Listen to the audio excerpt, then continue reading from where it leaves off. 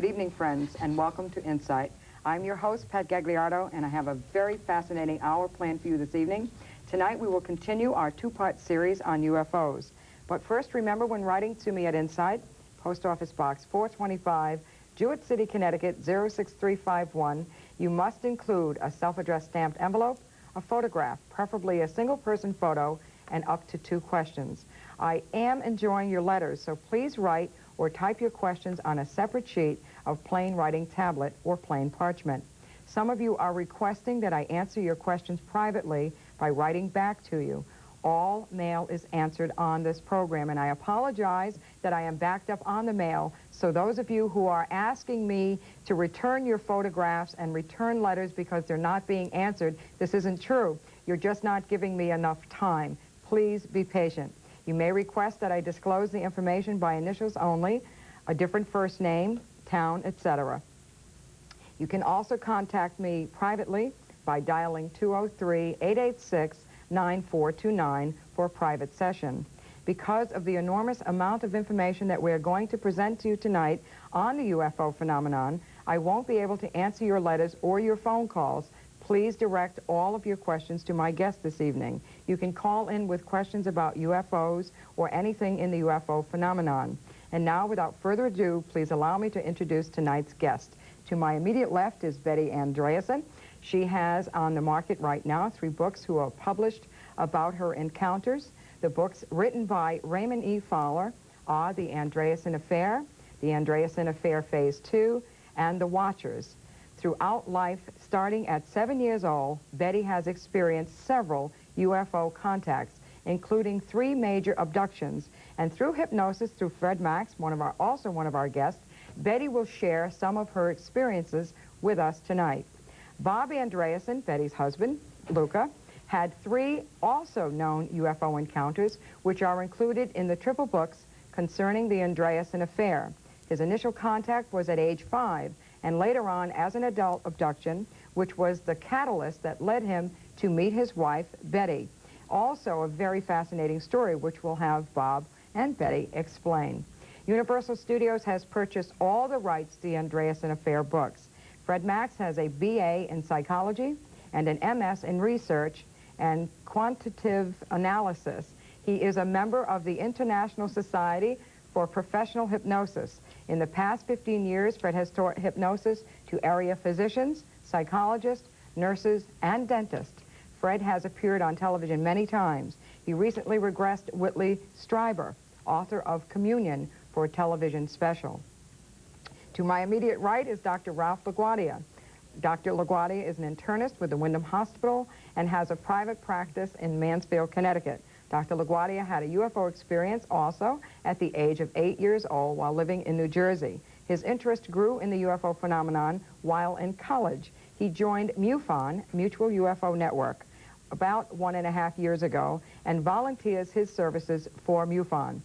Sitting directly to my right in front of me is Lieutenant Larry Fawcett. He is the author of Clear Intent, the UFO Cover-Up. He is on the board of directors for MUFON, and he is the tri-state investigator for the UFO phenomenon through CAUSE. He joined CAUSE in 1978, Citizens Against UFO Secrecy. And stay with us. We'll be... No, we won't. We're going to stay right here, right now. Okay, let me go right over to my guest. Betty, welcome to the show. Thanks. Fred, Bob, Thank you. Larry, and Ralph. It's a pleasure to have you back again. Betty, you have a very fascinating story to share, several stories, as a matter of fact. And we're interested in, I understand that by perusal of your books, that one of your UFO encounters happened when you were very, very young. Can you share some of those details with us? And did the majority of this come out through hypnosis? Well, I had conscious memory of the very first major encounter, the very beginning of it. I was going up to the back field, and there were wooden steps that led up to the back field. Betty? This was in Westminster, Massachusetts. And I looked off to the right-hand side, and here was this moon that was getting larger and larger, coming closer and closer to me. I had conscious recall of that. And later, under aggressive hypnosis, I learned that I was picked up. How old were you then? I was 13. Can you tell us some of the accounts that happened? Well, I have a few pictures here if you're interested in showing those right now. Okay. This very first one, if you want to hold it up, Pat. Okay. This very first one, I've just taken a few of the paintings that I've done of my experience, but this is where the moon came closer and closer to me, and this is where I was picked up in 1950. Okay.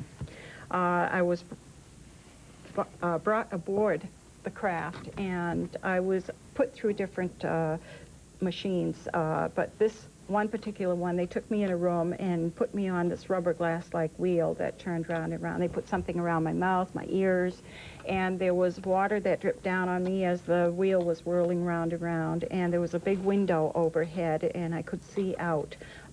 It was very dark. We then entered some water, and here's the next picture of that. This one here. The window, I could see out the window, and when we moved up out of the water, we came into these glass-like caves.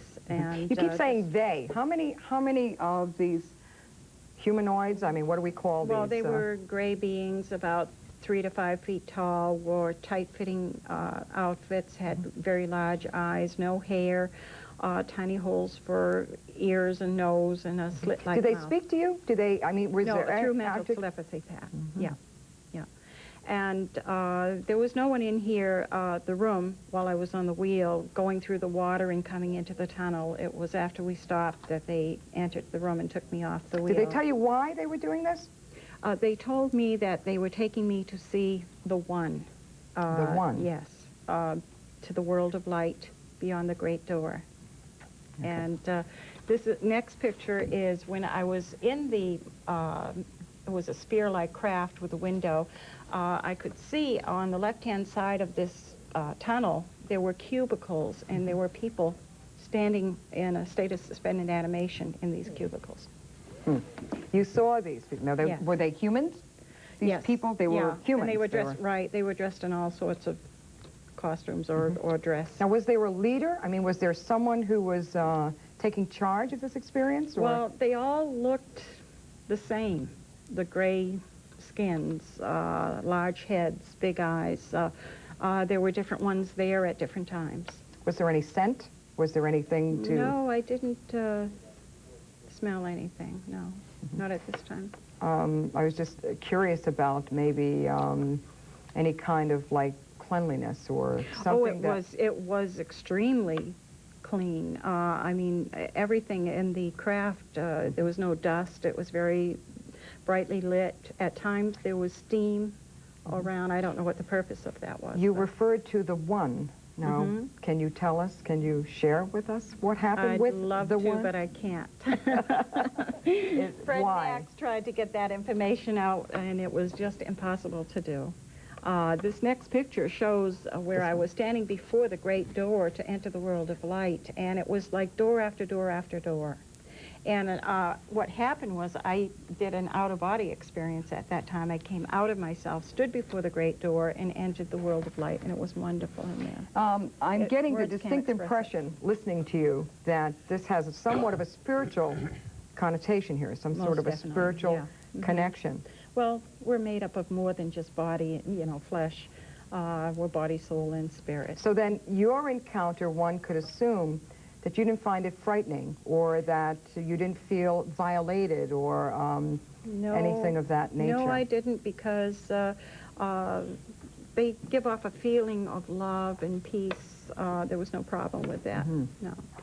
How do you explain that? Excuse me, only when they used instruments on me, then there was some Which fear. we're going to talk about. Right. A few moments prior to the program, Fred Maxx, as you know, viewers, is a hypnotist, and we did give Betty, Fred did, some post-hypnotic suggestions, and hopefully, if time warrants and we can, we'd like to get into some of that recall with Betty being actually under hypnosis. But before we get to that, I need to ask you something, Larry. In reference to last week's show, it seems as though there were an awful lot of conjecture going around about these beings being hostile.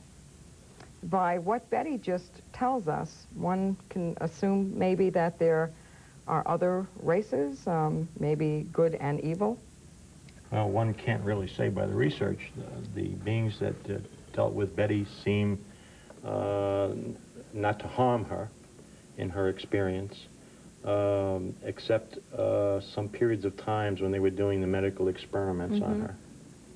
How much investigation did you do in this case? I know that you were... I spent about 9 months with Betty on the second book, The ANDREASSON Affair Phase 2. I entered after being asked by Raymond Fowler, the author, to look into it.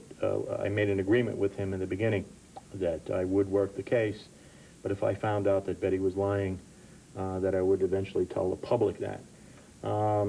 All I can tell you is after 9 months, I became a firm believer in Betty's case, and Betty and Bob both. They were very sincere people. To me, what they're telling is absolutely the truth, although it sounds very like Alice in Wonderland-ish. I could never trip either one of them. I constantly put them under the glass, and they can tell you that. That's true. And used all my tricks that I've learned in law enforcement to trip them, and the story was steadfast right to the end. And some very strange things occurred during sessions with Fred Maxx, where I was witness to these events that took place. You were there, Pat. You've seen them.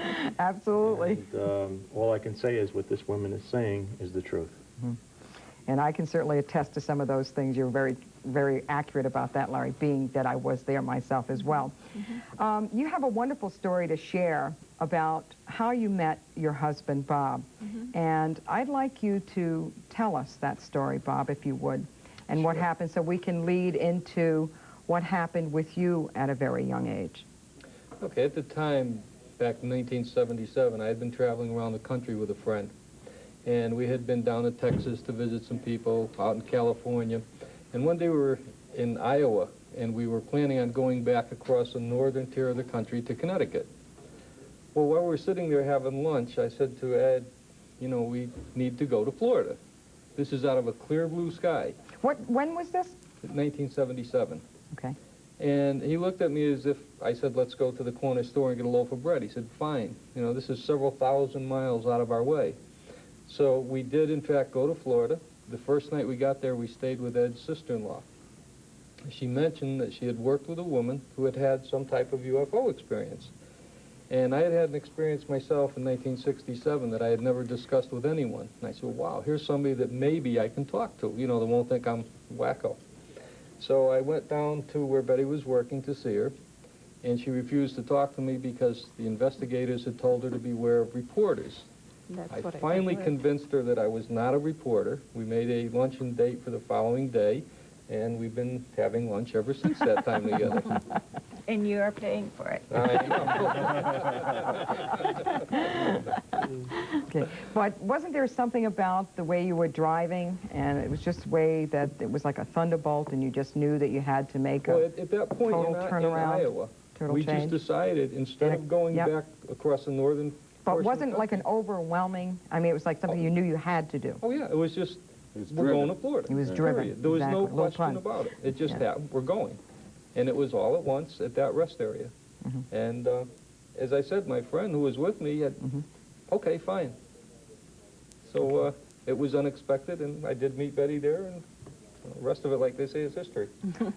And let's hold on to that. Yes. And when we come back, you can call in and speak to any one of our guests. In-state and out-of-state, please dial 1-800-300-TV26, and we'll be right back right after this.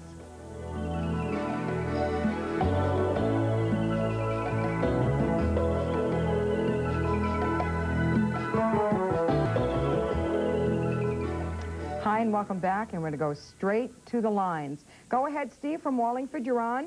Yes, I've been investigating things for many years, and went to many conventions and things, UFO conventions.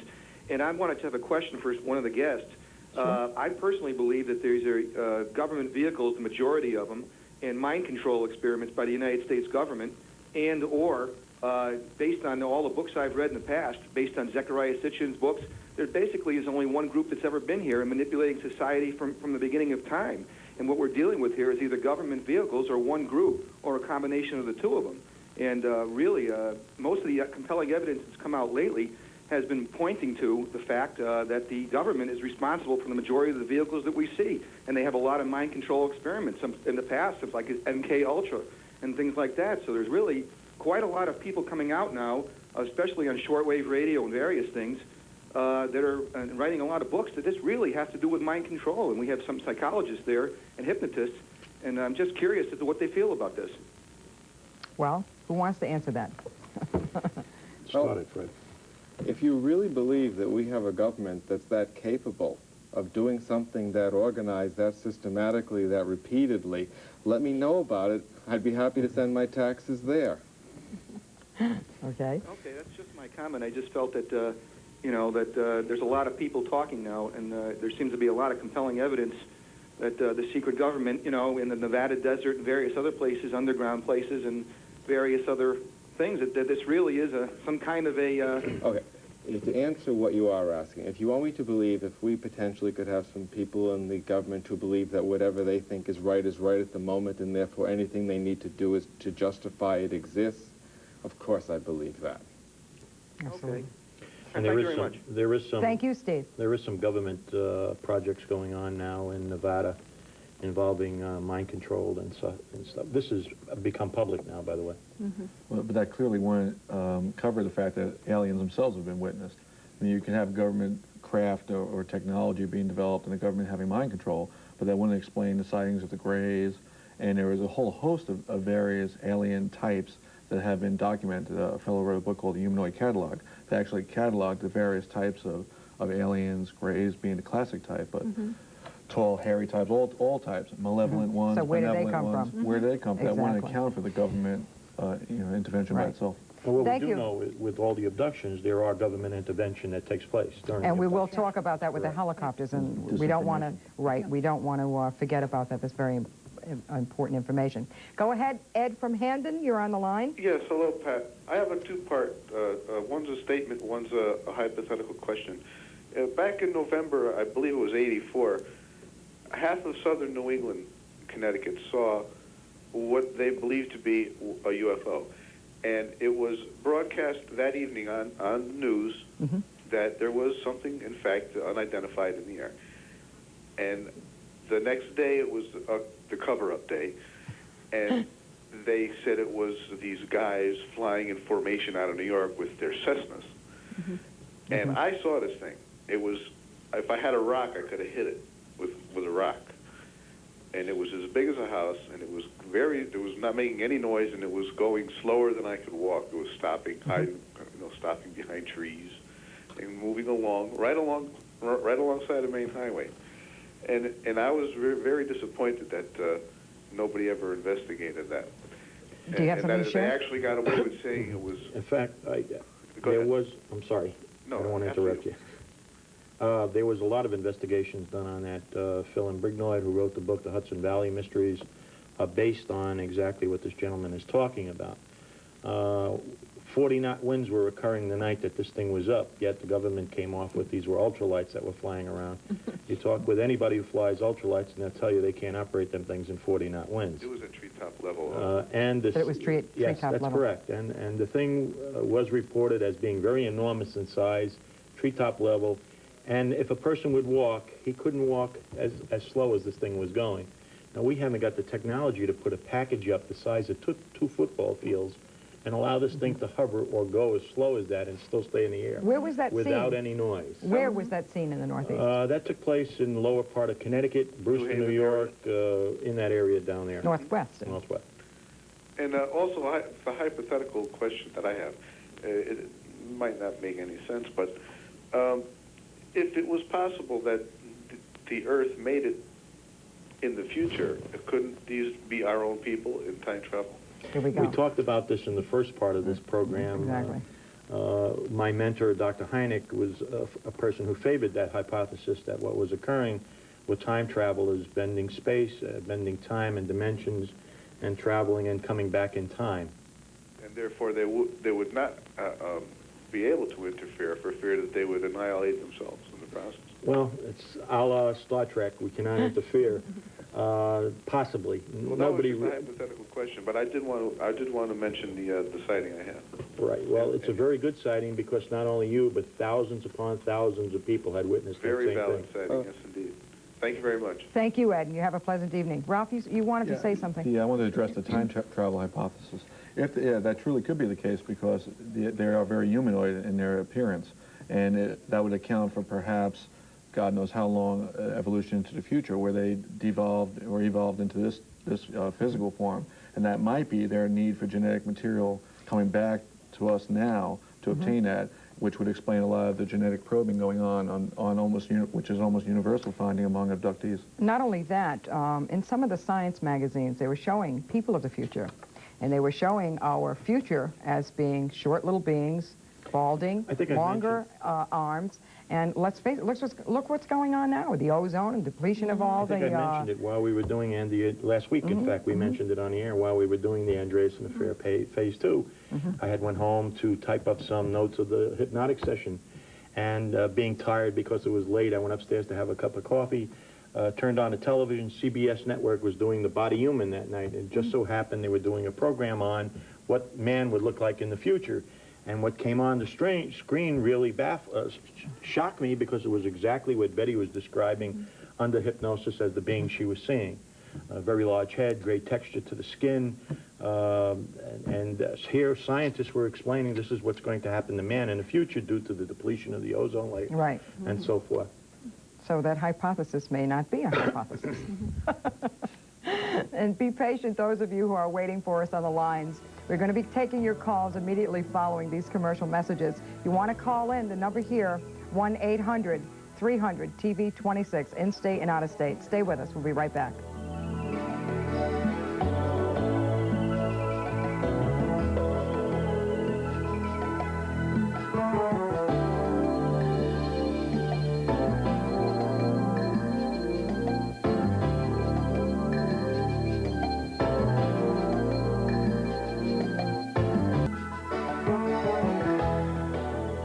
And welcome back. And we're going to go straight to the lines. Those of you who are waiting patiently for us. Go ahead, Louise from Hartford. You're on. Hello? Go ahead. I'm Louise. I'm calling from Hartford. In '78, in my first floor apartment here in Hartford, it was like in September, in the early hours, I was in bed sleeping, which my bed was stationed next to the window. And this strange feeling was going down my spine, like I was being, my stomach, my back was being massaged, and I thought it was my boyfriend. So I looked over, and my boyfriend was asleep, and when I looked over into the window, it was the same being that she had seen out at my window. So the next morning, when I screamed, and I told my boyfriend, I said, somebody was at my window, and something was messing around with my back. So the next morning I got up, it's a mark is still there at my back, and I went outside, and around the area where I saw this thing at, it was a burnt mark. You have anything reported like that? And what about that time frame? Numerous times. September was a good year in '78 for a lot of sightings across the country. But what the woman's reporting has been reported time and time again. Thank you for sharing that with us, Louise. And thank you. Keep looking at the screen. There are a number of times you'll see on our screen the cause address and also where you can get in contact with my guest. Okay, thank you very much for having a show like this. I'm glad it's coming out because I did experience with it. It did mentally bother me, but I got to learn Are there any support groups? on it. Yes, there are. There is. There are some support groups, Louise, so you might want to write to CAUSE or to some of the other MUFON networks and find out where they are located. And thank you very much. Okay, thank you. Go ahead, Mark from New Haven. You're on the line. Yes, hi, how are you? Between 1966 and 68, I was in Fort Bliss, Texas. I was an MP, and I was out on a missile range, and one night, it was about maybe 12 o'clock, I saw these 3 lights just came up out of the mountains, and they just stood there for a little while, and they hovered, and they didn't make any moves, and all of a sudden, like, I just sort of blinked my eyes, and they were gone. A lot of people say that they're always around maybe military sites that deal with missiles or something like that. I don't know. But I'm from New Haven, Connecticut, and one night, I think could have been maybe 90, between the end of 91 or 92. I was home, and I saw these, I was looking out the door at my house, and I saw these 3 orange lights. They were just moving very slow in the sky. It was like maybe 6:30 in the evening. And I said, whoa, I said, look at the lights. You know, I was by myself, and I was talking to myself. I said, whoa, look at this. And like all of a sudden, they just stood there, and then they just... Mark, were they transparent? Excuse me? Were they transparent? Were they solid? Yes. It was like when you see the moon at night, it's orange. That's the kind of color it was. So at the time, I said, whoa, I said, look at this, to myself. And so later on that evening, a friend came to my house, and for some strange reason, he said, you know, he said, Red, that's what they call me. He said, Red, I saw these funny lights in the sky. So I said, wow, I said, I did too. But someone said that on this particular night, it was maybe the anniversary of the first sightings of UFOs. I'd like to know, I'm not sure, maybe I could be wrong on the year, but around that time, if you can tell me that, because that really, you know people think you're, you know, when you say that, they say, oh, man, you're crazy. I saw these things. Thank you for sharing that story with us, Mark. The time period, 66 to 68, military bases were being overflown. It's well documented in my book, The UFO Cover-Up and Clear Intent. On the 91 or 90, I believe he said 1990 and 91, Connecticut was going through a sort of a mini flap. There were some sightings taking place downstate, upstate. So we did have activity in the areas here. Thank you very much, Mark. You have a pleasant evening. Go ahead, caller from Brantford. You're on the line. Hi, how are you? Go ahead. Yeah, a few months back, one of the TV magazine shows had a film supposedly taken, I believe, by a shuttle pilot that seemingly had some sort of battle going on in space. I believe it was Inside Edition or some show like that.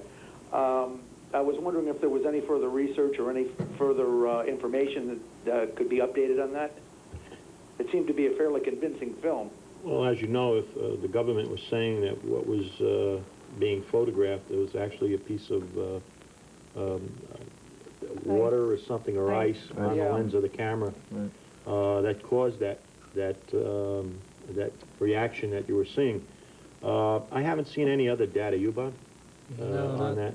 Well, it moved in the wrong manner for it to be a piece of ice. What they were saying was when this thing was moving, it made a 90-degree turn right after what looked like a missile shot from down on the earth going after this thing. That's right. But I haven't seen any other, those that were looking into that, I haven't seen any more come out about it. Okay, it's something that they just let go then, I guess. Well, they did take the film, I do know, to the Jet Propulsion Laboratory, and they were doing some work on it, but that was the last I heard. Okay, thank you. Thank you for your call. Have a pleasant evening. You know, we're talking before about the typical UFO, saucer type, cup type, cigar shape. What about these helicopters? What about these black helicopters? No markings. What is the theory on this now? The best people to talk to are these people right here, because during the time that I was involved with both of them back on that second book there, they were plagued with helicopter activity over the house. Not only them, I never had helicopters over my house. They came over mine, too. When I got involved with Bob and Betty, I had helicopter So did activity. Same thing with the author, Raymond Fowler, the same thing. And Fred had some over his house, too. And I'm talking real blatant, where they were actually opening the doors daytime. And taking pictures of these two people. I mean, coming treetop level. Yes. Wow. So can we assume these are our government helicopters? Well, Bob spent many hours and a lot of money trying to track down who these helicopters were. We did the same thing. We even went to Washington. We plagued them with letters and everything else, only to be told, send us photographs. When we sent them photographs and blow-ups, they'd say, oh, yes, they are violating airspace, but we don't know who they are. Right. So I remember that well, too, after our visit of your house. It was like 2 o'clock in the afternoon. I remember it. In fact, Bob has a photograph of one of them over Cheshire. And that's one of them one of the photographs you sent to I'm going to show this photograph. Didn't you, honey? Tell them the size that you sent and what happened. Well, when I was tracking them back through the Pentagon, and they said if I could send them a clear photograph with some detail, they might tell me whose they were. So I had the photos blown up to 40 by 40 inches. And they kept them for a period of 5 months, and then the person I had contacted would no longer take my calls. I called back several times, and I was finally told they didn't know whose helicopters they were.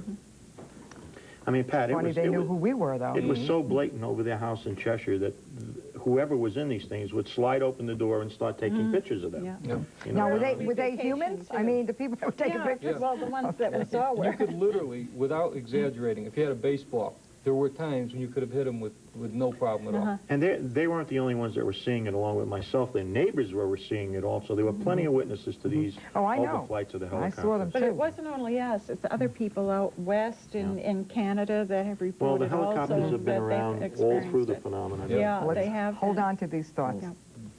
And we'll be right back, and we're going to continue with your phone calls. Let us hear from you. And if you had a UFO encounter, please call us here at 1-800-300-TV26. Stay with us. We'll be right back.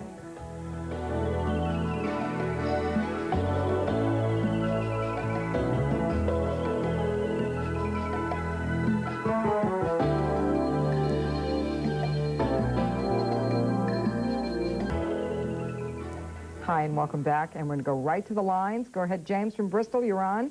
Yes.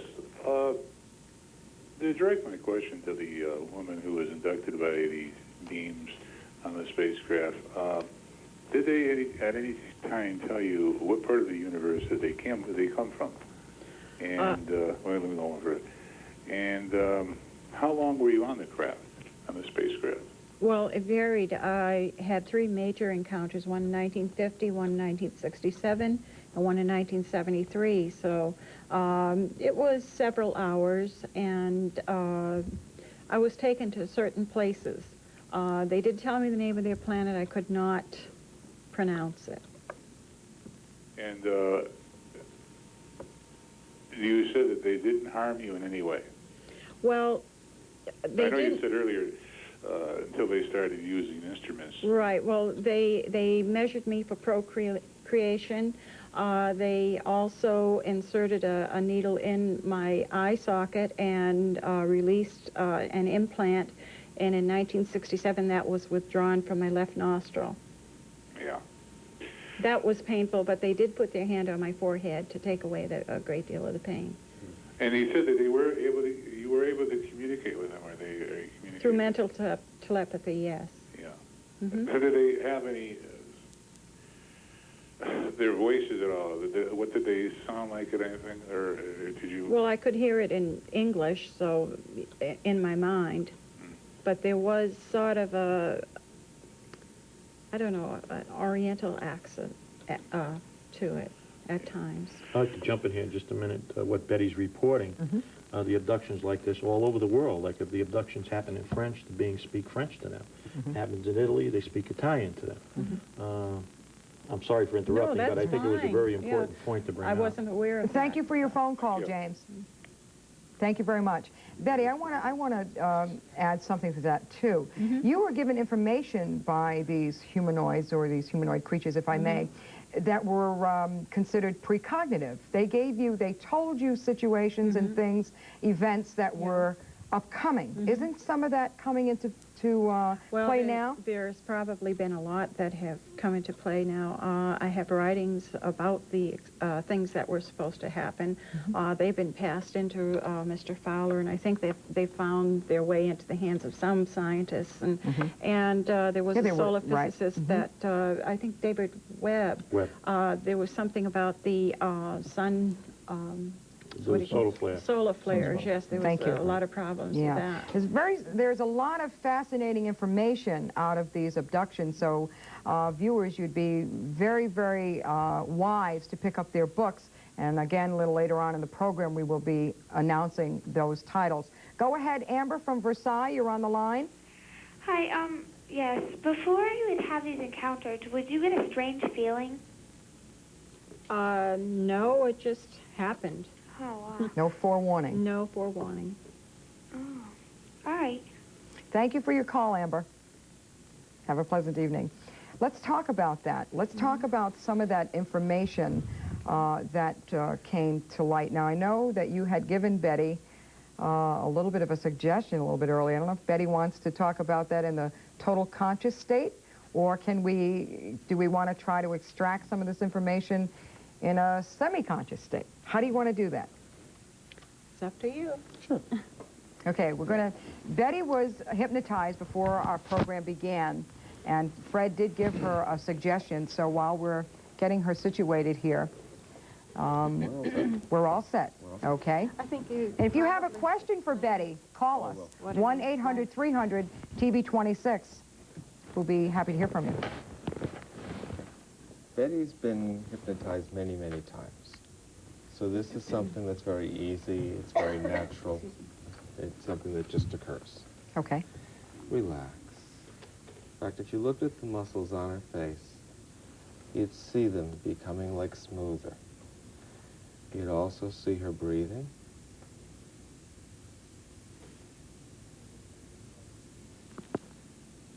Would develop a more rhythmic pattern.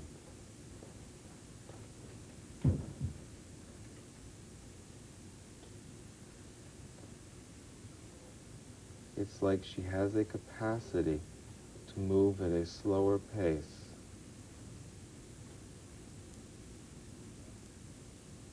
And she's very much in control.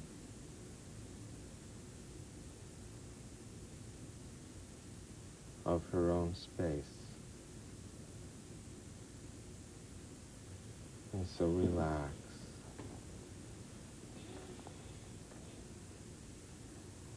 Deeply relax. Why don't you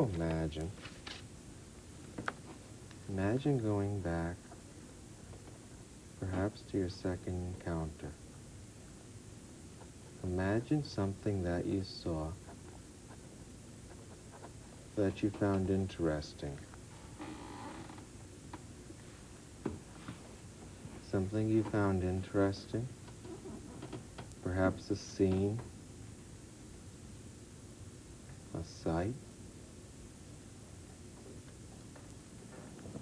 a presence. Imagine something that feels like a movie you'd like to see again, like a feeling you'd like to re-experience.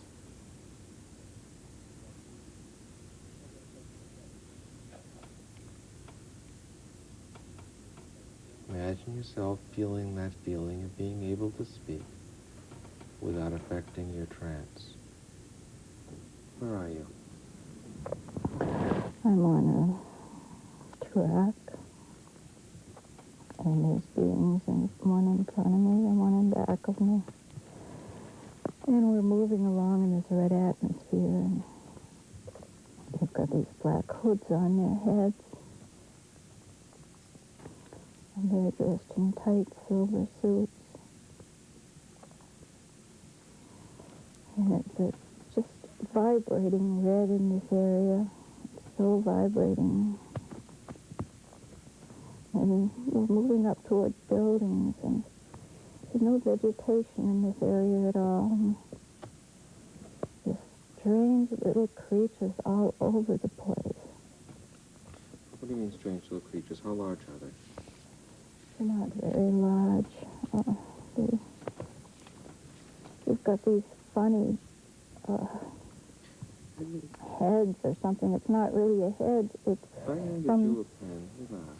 If I handed you a pen, would you draw us a picture so we can have an idea of what you're seeing? When I get in a moment, I'll hand you a pen. I'll have you open your eyes without affecting your trance. I'll have a pen.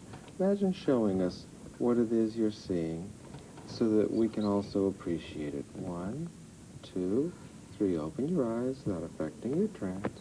Imagine showing us what you're seeing. Here you are.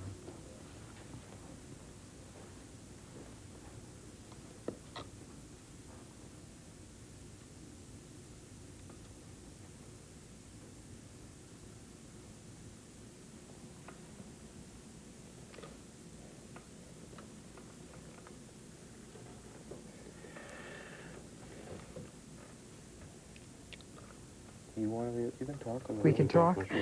Yeah, you can talk. We'll just keep it. Just nothing sudden. Can we ask her about this? I don't know if we have time to get into that.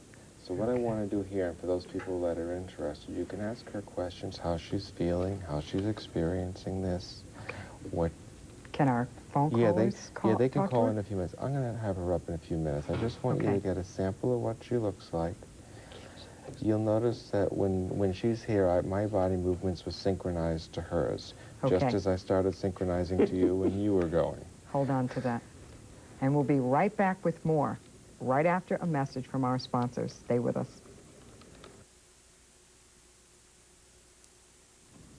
And welcome back. And what you're seeing on your screen right now is what Betty drew under hypnosis. Now, where are we with this? What is this? Okay, Betty was describing being in a place with a red atmosphere. Everything really had a red tint to it during that second investigation we were doing on. And this was one of the beings she saw in the red atmosphere. Okay, Betty, relax. Thank you for drawing that. In a moment or two, I'm going to awaken you. I want you to imagine, though, you had a great night's sleep. I mean, like you had the type of nap we'd all like to have now and then. Where every muscle, every fiber,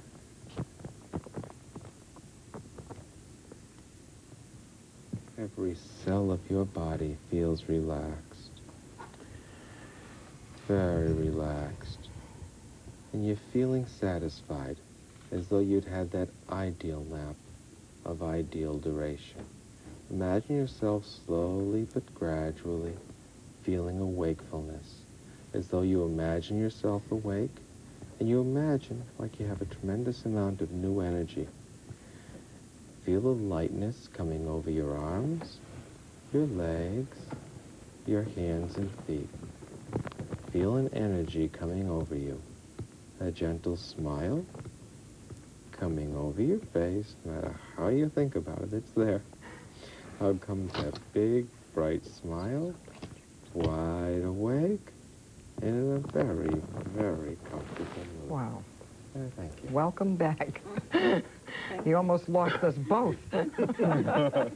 You wanted to say It's something. too bad your listeners, I mean, actually watchers, people watching the watchers, seeing what was taking place. But the panel here, Bob has been under hypnosis before you have, and Fred was putting the both of yous out. I had to kick him and snap you. I know. Good thing. Very important part in the ANDREASSON affair. One of the hypnotic sessions that Fred had conducted, Betty was talking about being spun on that round object that you saw in the pictures in the beginning. During this time of spinning, it looked like she was going into some type of centrifugal force, because every muscle on her face flattened right out. I mean, it was so obvious. The 8 or 9 people that were present during the hypnotic session was really taken back with that, because she really sunk right into the chair as if there was great pressure on her, and her face muscles were contorted back, almost like somebody in a centrifugal force machine. And there were little blue balls of light that were shooting flew through around the room that When day. that happened to her, there were 2 physicians, a physiologist and a dentist. Yes, they were. There to actually witness that it had occurred and that it was something that they didn't have an easy explanation She also for. went into something phenomenal that my husband and I picked up on immediately that the rest of you didn't. And the reason she couldn't talk about that experience was because it was told to her in the speaking of tongues. So when she was conveying that back to us, that's exactly the language. One more little anecdote. During that session, I think it was that session, I wanted Fred to probe how the machine operated. But yet, whoever was controlling Betty, and there was some type of control going on there, wouldn't allow her to tell certain things.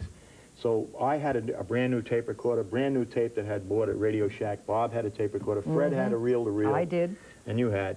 That night when I got home and played, Betty said under hypnosis that the beings are not going to allow this to be recorded or anything, or I forgot what the exact terminology was. Getting home, putting my tape into my tape recorder, and listening to transcribe, to the Fifth Dimension. And I'm listening to all kinds of space music, the Fifth Dimension, War of the Worlds, Close Encounters. So I called Bob, and I said, Bob, I got some strange music on my machine. He puts his on. He had the same thing. We called Fred. I think Fred had the same thing. So did I. And you had the same thing, yes. I remember it well. We're going to go right to the lines because Cinda's been very patient. Go ahead, Cinda from Hartford, you're on. Hi. I just have a question. In the movie Fire in the Sky, when the abductee woke up, he found himself in like like a cocoon submerged in a gooey substance. I'm just wondering if other abductees have also had similar experiences with this gooey substance. Well, first of all, Hollywoodized that picture. That really isn't what happened to Travis Walton.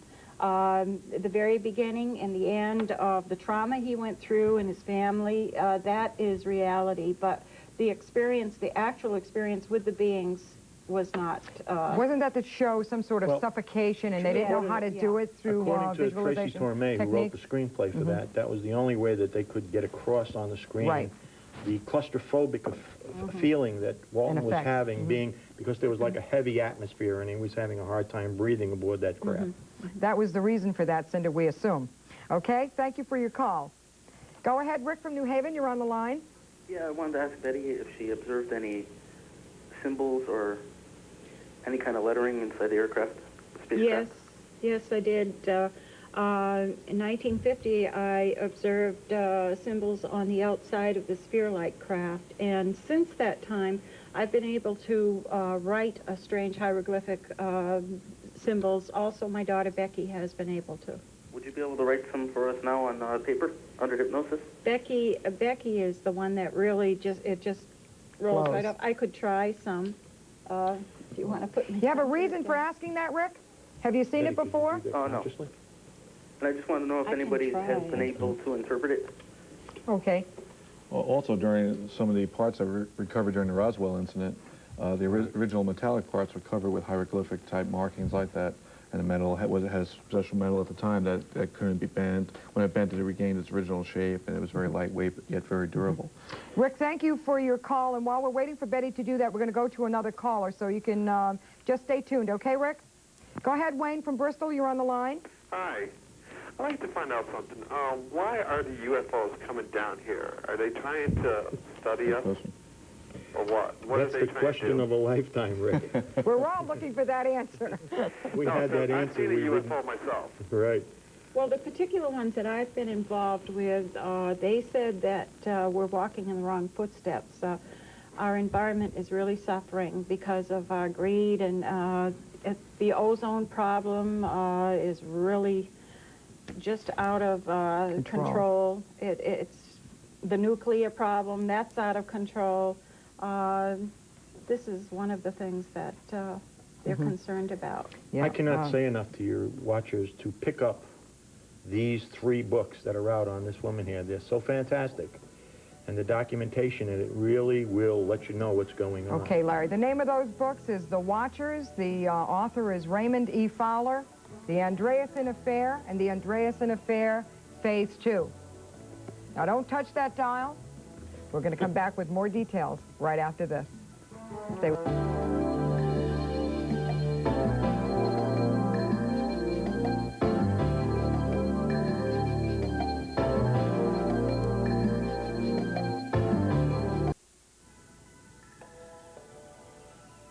Thank you for watching Inside.